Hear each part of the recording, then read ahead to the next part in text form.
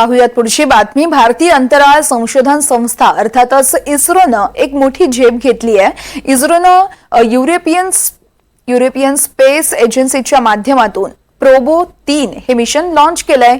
या मोहिमेमुळे सूर्याची अनेक रहस्य उलगडणार असल्याचं कळतंय। 4 डिसेंबर 2024 ला प्रोबा 3 सॅटेलाइट अवकाशामध्ये झेपावणार होतं, मात्र त्याचं प्रक्षेपण हे पुढे ढकलण्यात आलंय। इस्रोनं आज म्हणजेच 5 डिसेंबरला दुपारी 4:04 प्रोबा 3 सॅटेलाइट प्रक्षेपित केलाय। श्रीहरिकोट या ठिकाणी सतीश धवन अंतराळ केंद्राच्या एका नंबर लॉन्चिंग पॅडवरून PSLV XL या सॅटेलाइटचं प्रक्षेपण करण्यात आलंय। अवकाश झेपावल्यानंतर अवघ्या 26 मिनिटात इस्रोचं रॉकेट हे उपग्रहांना ठराविक कक्षेत पोहोचवल्याचं देखील माहिती देतात। तर ESA उपग्रह अवकाशात लॉन्च करून इस्रोनं जगाला आपली ताकद दाखवल्याचंही बोललं जातंय।